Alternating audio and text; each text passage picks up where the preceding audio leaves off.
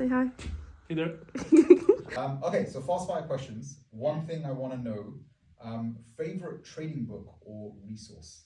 Best Loser Wins for trading and Breaking the Habit of Being Yourself by Dr. Joe for Mindset. What was your biggest lesson from each? Breaking the Habit of Being Yourself, the biggest lesson was that we can actually control the way our brains work. Best Loser Wins taught me how to accept losses a little bit better. Nice. Yeah. Beautiful. Tell me a little bit about your journey into full-time trading. Why did you give up law? That was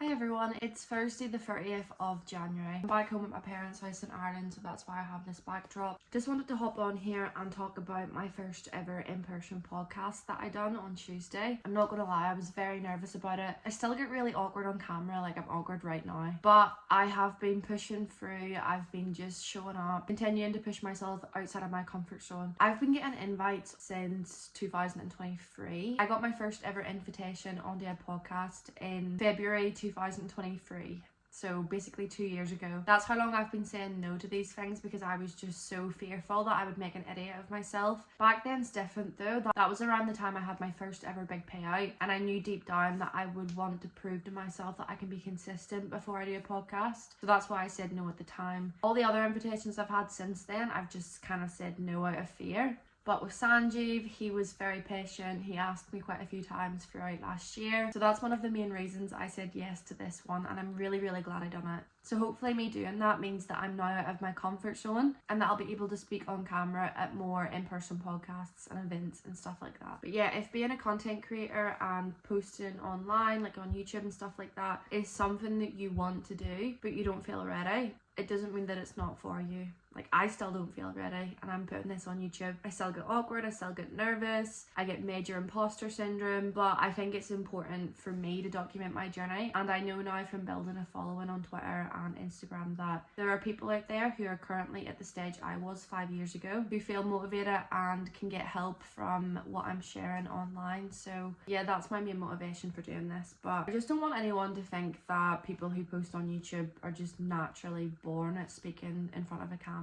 Like, I'm not. I'm really, really not. And I never had the courage to post properly until the past few months because I was so worried about what other people thought, but I've decided that I don't care anymore. So yeah, I was nervous, but I done it anyway. It was really good. I think it went really well. It should be available in the next week or so. I didn't take the time to sit down and make a video before the podcast to explain how I felt and the emotions I was going through because honestly I was so nervous that I was just putting it to the back of my mind. Like the night before the podcast, I watched 2 movies back to back and just completely gaslit myself. The only thing I told myself was I had to be at the train station for this time, and I imagined that I was doing a one-to-one session with Sanjeev because I've done loads with them and I've sat and talked to him for an hour loads of times. So I told myself that's what I was doing. It's just in person. So I really gaslit myself to get myself there. I'm not gonna lie, there was a few times when I was trying to think of excuses to get out of it, but I knew that I didn't want to let him down, and they booked the studio like weeks in advance, so I knew that wasn't an option. My solution was to gaslight myself. So I went into London on Tuesday for that, and then I flew to Ireland on Wednesday. It's now Thursday. I'm here until Monday, and then I'm back to England. But for those of you who will watch the podcast, you'll see that I talk about how maintaining 1 million of funding is actually quite difficult. A lot of people think that reaching 1 million in funding is the hard part, and then once you're there, it's just easy. It is easy for a bit until you have a bad psychology day, or you lose some funding, or something happens. It's really easy to fall into a downward spiral of bad decisions. And therefore, I personally believe that it's just as difficult to maintain 1 million in funding as it is to reach it. So I've spoke about that on the podcast. I also spoke about that in the previous video, in my previous vlog. And I just wanted to touch on that because I've since had a bit of comfort and I want to share that with you. I've spoke to a couple of different people who are at a similar stage as me, where they've reached a lot of funding. And in my mind, they've had it easy, right? I'm falling into the same trap as a lot of you guys. I think people that are ahead of me are living a really easy life. They've got it all figured out, and that when I mess up, I'm the only person in the world that messes up, and that I'm a failure, and I'm the only person who feels like a failure. So I know a lot of you watching have those feelings as well, and I've been thinking that I'm the only one, but I know deep down that I'm not, right? And it's just recently that I've realised this, I'm definitely not the only one, because I've recently realised that there's a couple of people who I thought were having a really smooth sailing time with lots of funding, back-to-back payouts, people I've actually reached out to in the past for advice, for guidance, and they're in a very similar boat as I am, where they've lost their funding, they've had to start from scratch, they're taking time away from the charts to rebuild their mindset. So basically the exact situation I'm in, and it's really comforted me in knowing that I'm not alone, and that this probably happens to more prop firm traders than I realised. So yeah, I've been giving myself a hard time recently and I haven't needed to. I think it's nice to want more, it's nice to want more from yourself, because that's where most of my motivation comes from, is feeling like I want to do better and be better. But yeah, I've been giving myself a hard time and I really haven't needed to, because I'm not the only one. And I definitely think social media is to blame. The thing that's helped me recently is having a network of people who are on the same path as me. Being able to network and have a chat with people who are on the same path as you, it just gives you so much clarity, and it really does make you feel like you're not alone. So yeah, me coming on and doing the last vlog saying that I'd lost my funding, that I had to start from scratch again, like that took a lot for me to actually say that and post that, because I was so worried about the response and that everyone would see me as a failure, as a fraud, right, because I'm not where I was last year, all that stuff.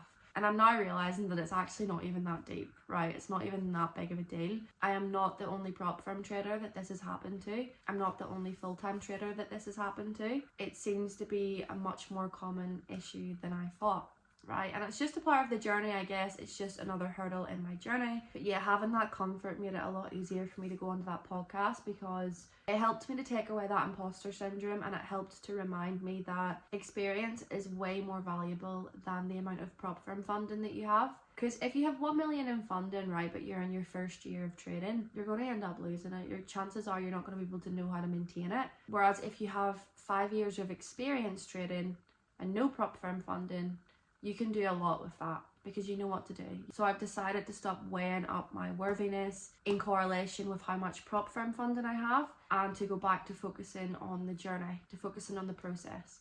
I have a strategy, I have a trading plan, I have a routine that works for me. The only thing I'm lacking at the minute is discipline to implement it. Discipline is there, right? I think a common mistake that a lot of people make is they say they don't have discipline. We all have discipline, we just choose not to use it. So I'm being careful of the wording when I speak to myself. I have been telling myself recently, like, I have no discipline, I have no discipline. I do have a lot of discipline in other areas, I'm just choosing not to use it right now in this one. So it's just a matter of ironing that out, changing how I speak to myself, using that discipline that I have access to implement my trading plan and my routine. I actually haven't traded since I made that last vlog, so it's been a few weeks now since I've placed a trade. I'm taking some time away to focus on other things. I'm focusing on my mindset, my studying. I've been working on building some e-com and drop shipping stores, stuff like that, digital products, PDF, pharma, and all that stuff. So I've been looking into other ways to build income streams, basically. It's not that I'm giving up on trading, it's just that if I'm taking a few weeks off the charts, I may as well do something valuable with my time and build some other skill sets in different areas, because my plan has never been to just be a trader. I don't want to just be a trader because it's boring, and the less trades you place, the more money you make, so it doesn't make sense to only have the skill set of trading. So right now I'm focused on building up other skill sets in different areas, and I will go back to prop firm trading probably next week, but this week I'm taking it off. So yeah, this week has been mostly content, travel, and just taking a break, enjoying time with my dog and my family. Next week I'll get back onto the charts. But yeah, that's it really. I guess in conclusion, the first takeaway is, if you want to be on camera, if you want to create content but you feel too nervous to, I promise you just need to push through it. I personally believe that we all feel that way. It definitely took me years to even feel comfortable enough to just sit like this and talk, and I'm still not fully comfortable sat in a studio. The second takeaway is, you're not the only one that is failing. If you're struggling with prop firms, if you're struggling to keep an account, you're not the only one, and you're closer to your goals than you think you are. But yeah, that is it for now. I will see you in the next one.